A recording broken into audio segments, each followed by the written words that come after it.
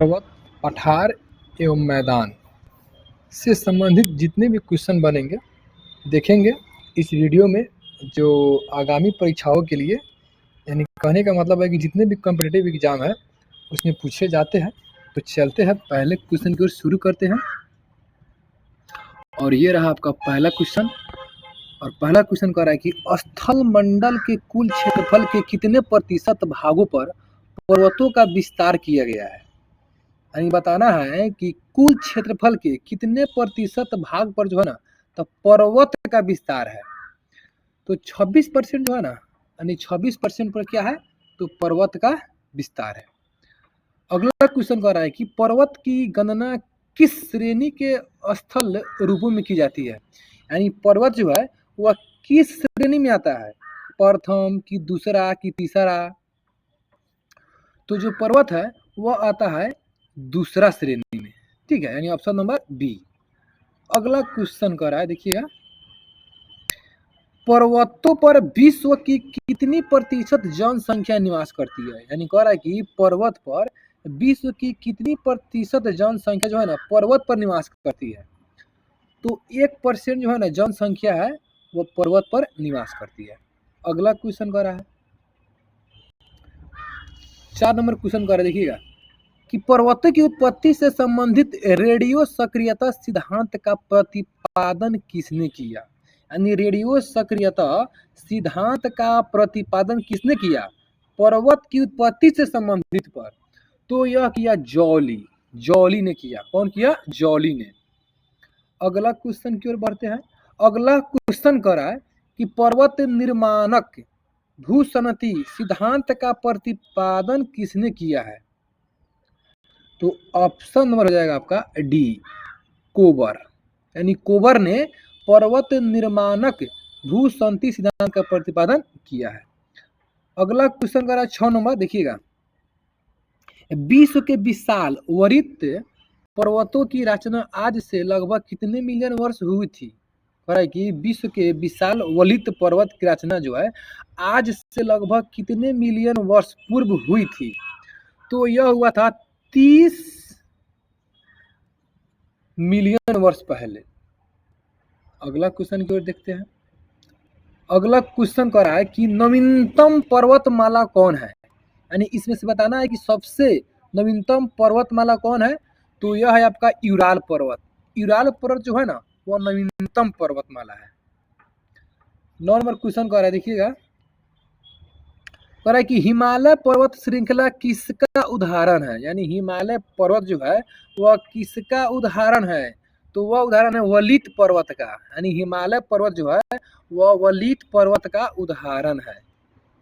अगला क्वेश्चन की ओर बढ़ते हैं। कह रहे कि एंडीज पर्वत किसका उदाहरण है। यानी एंडीज पर्वत जो है वह उदाहरण है वलित पर्वत का। किसका? वलित पर्वत का। हिमालय पर्वत और एंडीज पर्वत वह सभी किसका उदाहरण है। तो वह सभी उदाहरण है वलित पर्वत का। अगला क्वेश्चन देखते हैं। कह रहा है कि अवशिष्ट पर्वत जिसको बोलते हैं रेसिडुअल माउंटेन का उदाहरण इनमें से कौन नहीं है। तो इसमें से फ्यूजियामा जो है ना, फ्यूजियामा, तो यह अवशिष्ट पर्वत का उदाहरण नहीं है। जैसे कि देखा जाए तो अरावली है, आपलेशियन है और विंध्याचल है। यह सब क्या है तो अवशिष्ट पर्वत, यानी इसको इंग्लिश में बोलते हैं रेसिडुअल माउंटेन का उदाहरण है। अगला क्वेश्चन कह रहा है कि निम्न में से कौन भ्रंशुंथ पर्वत यानी इसको बोलते हैं ब्लॉक माउंटेन है। कह रहा है कि निम्न में से कौन जो है भ्रंशुंथ पर्वत यानी ब्लॉक माउंटेन का उदाहरण है। तो इसका आंसर होगा इनमें से सभी, यानी वास जेस, ब्लैक फॉरेस्ट और सियरा नेवादा, ये सब क्या है तो ब्लॉक माउंटेन का उदाहरण है।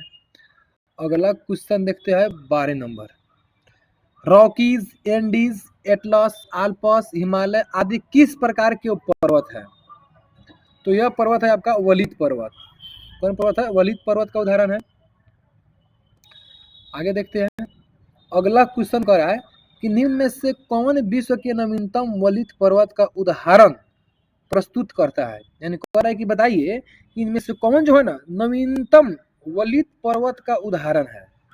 तो ऑप्शन नंबर इसका हो जाएगा सी नंबर, यानी आल्पस क्या है तो आल्पस जो है ना वह नवीनतम पर्वतमाला का उदाहरण है। अगला क्वेश्चन कर रहा है कि निम्न में से कौन एक वलित पर्वत का उदाहरण है? वलित पर्वत, तो वलित पर्वत का उदाहरण जो है हिमालय है। कौन है? हिमालय। हिमालय क्या है? तो वलित पर्वत है। अगला देखते हैं, कह रहा है कि सुमेलित कीजिए, यानी मिलान करना है। क्या करना है? मिलान करना है। और इसमें ऑप्शन में दिया है ए बी सी डी कर कर, तो इसका राइट आंसर होगा डी। अब देखते हैं कि डी में क्या है। कह रहा है कि एक के दो, यानी अवशिष्ट पर्वत जो है ना वह नीलगिरी का उदाहरण है। और उसके बाद अगर देखा जाए तो ज्वालामुखी पर्वत, यह हो गया मौना लावा। उसके बाद खंड पर्वत, तो यह हो गया आपका हिमालय। और वलित पर्वत ब्लैक फॉरेस्ट। अगला क्वेश्चन की ओर देखते हैं।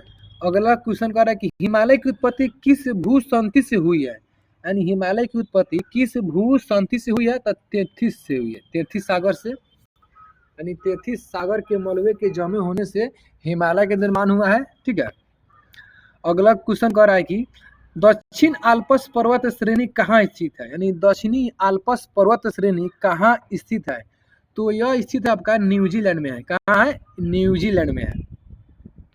अगला क्वेश्चन कह रहा है कि निम्नलिखित में से कौन सा पर्वत महाद्वीपीय जल विभाजक के रूप में जाना जाता है? यानी महाद्वीपीय जल विभाजक के रूप में कौन सा पर्वत महाद्वीपीय जल विभाजक के रूप में जाना जाता है? तो रॉकीज पर्वत। कौन पर्वत? रॉकीज। आगे देखते हैं।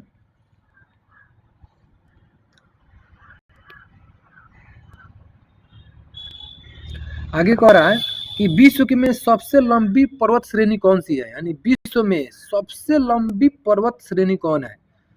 तो विश्व में सबसे लंबी पर्वत श्रेणी जो है वह एंडीज है। कौन है? एंडीज।